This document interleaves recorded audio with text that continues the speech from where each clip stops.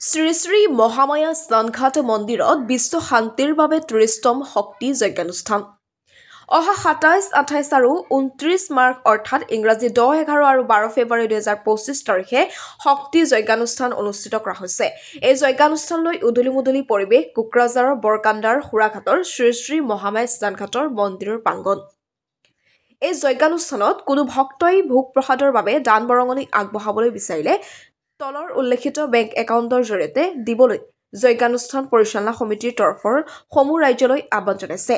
Bank SBI branch Bogoribari, bank account number 3925331744, IFSC code SBIN 0007370। শক্তি যজ্ঞ পৰিচালনা সমিতিৰ সভাপতি শ্ৰীযুত সত্যম দাসে আমাৰ AIN লাইভৰ প্ৰতিনিধিৰ আগত কি ব্যক্ত কৰিলে, লগতে দৰ্শনাৰ্থীসকলে মহামায়া মন্দিৰৰ বিষয়ে কি মনোভাৱ প্ৰকাশ কৰিলে চাওক।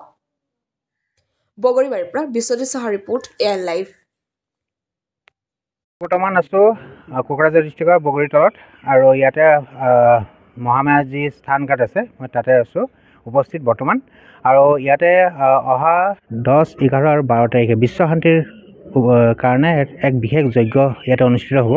আৰু এই যজ্ঞৰ পৰিচালনা সমিতিৰ সভাপতি মোৰ লগত আছে, মই চিনাকি কৰাই দিব বিচাৰিছোঁ। আমাৰ লগত আছে পৰিচালনা সমিতিৰ সভাপতি। নমস্কাৰ দাদা। নমস্কাৰ। হয়, আপুনি আজি যিহেতু এই যজ্ঞ অনুষ্ঠিত হয়, যজ্ঞৰ বিষয়ে আপুনি কি ক'ব? এই যজ্ঞটো আমাৰ মোটামুটি 30 বছৰৰ পৰা চলি আছে।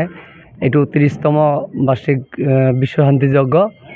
এই যজ্ঞত আমাৰ 3দিনীয়া প্ৰগ্ৰাম, ফেব্ৰুৱাৰী 10, 11, 12 আৰু 3দিনীয়া আমাৰ খুব ধুমধামেৰে এই যজ্ঞটো হয়। আৰু আহুতি দিন হ'ল 12 তাৰিখ। আৰু বহুত দূৰ দূৰান্তৰ ভক্তবৃন্দ আহে। আৰু খালি অসম নহয়, আমাৰ বেলেগ আপাৰ আসাম আৰু ৱেষ্ট বেংগল, নৰ্থ বেংগলৰো ভক্তপ্ৰাণ ৰাইজ আহে। এইটো আমাৰ ঐতিহ্যময় মন্দিৰ। এইটো মা মহামায়াৰ স্নানঘাট। মা মহামায়া ইয়াত স্নান কৰিছিল। ইয়াত এটা নদী আছে, টিপকাই নদী। এইটো মা মহামায়া স্নানঘাট বুলি খ্যাত হৈছে।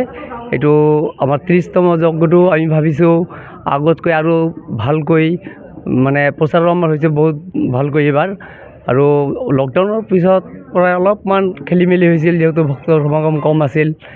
আৰু এইটো আমি আগৰ বৰদলৈ খুৰা যেনেকৈ কৰিছিল তেতিয়া বহুত ভক্তবান আছিল। মাজতে অলপ প্ৰব্লেম যিটো হৈছে এতিয়া নাথাকে, এইটো আমি সিদ্ধান্ত লৈছোঁ। আৰু আমাৰ যেতিয়া ভক্তপ্ৰাণ ৰাইজ আমাৰ দূৰ দূৰান্তৰ পৰা আহে, সিহঁতক আমি 3দিনীয়া ভোগৰ ব্যৱস্থা কৰোঁ। যিমান মানুহে নহয়, মোটামুটি 25-30 হাজাৰ মানুহ ইয়াত 3দিনীয়া খোৱা বোৱাৰ ব্যৱস্থা আমি কৰোঁ।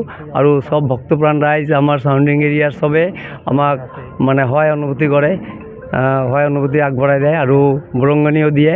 এইটো লৈ আমি আগবঢ়াই লৈ আছোঁ। এইটো একচুৱেলি ক'ব গ'লে আমাৰ এইটো টুৰিজম প্লেচ ক'ব পাৰে, আপোনাৰ ৰিচৰ্ট প্লেচ বা পিকনিক স্পট হয় ইয়াত।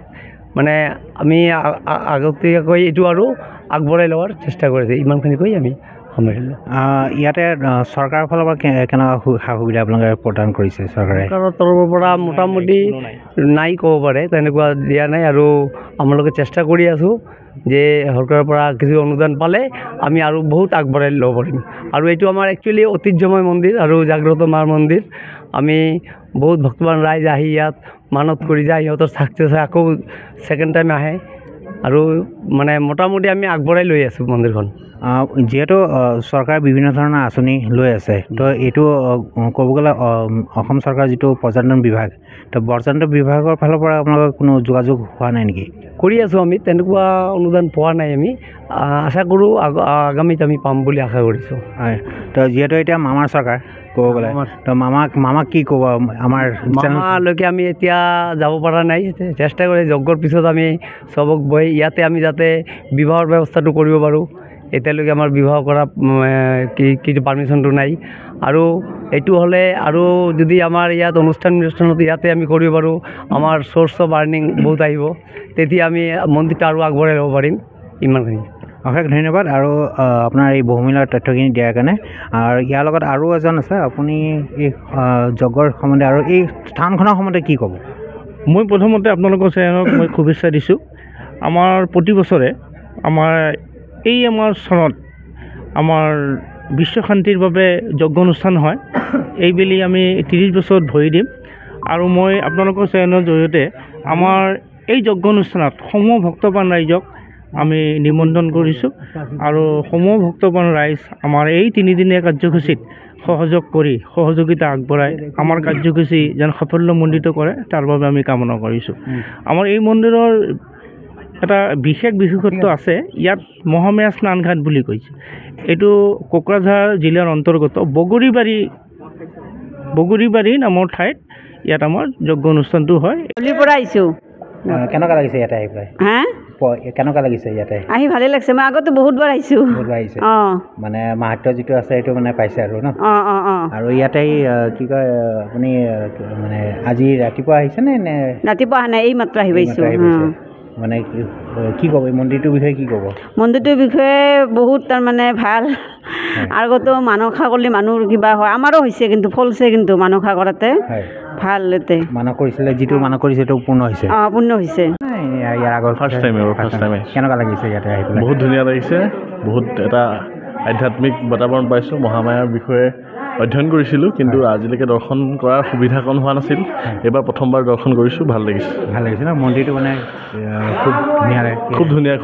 পৰিৱেশটো কেনেকুৱা লাগিছে ইয়াতে? পৰিৱেশটো খুব শান্ত আৰু এনেকুৱা এটা পৰিৱেশ সঁচাকৈ দৰকাৰ, প্ৰয়োজন আছে। বহুতখিনি কাম কৰিবলগীয়া আছে এতিয়াও। চৰকাৰক অনুৰোধ জনাম যাতে এনেকুৱা স্থানসমূহ ভালকৈ কাম কৰক। আৰু ইয়াৰে ৰাস্তা ঘাটৰ বিষয়ে কি ক'ব? ধৰক যিহেতু এইটো এটা আধ্যাত্মিক স্থান হয়। হয় ৰাস্তা ঘাট উন্নত বুলিয়ে পাইছোঁ, উন্নত যেনে লাগিছে। গাড়ী লৈ আহিছোঁ যিহেতু আমি, ভালেই লাগিলে আহি। ৰাস্তাটো ভাল। যিকোনো খবৰৰ বিজ্ঞাপনৰ বাবে যোগাযোগ কৰক 7896121996 লগতে 7002537271 আৰু 9854011916।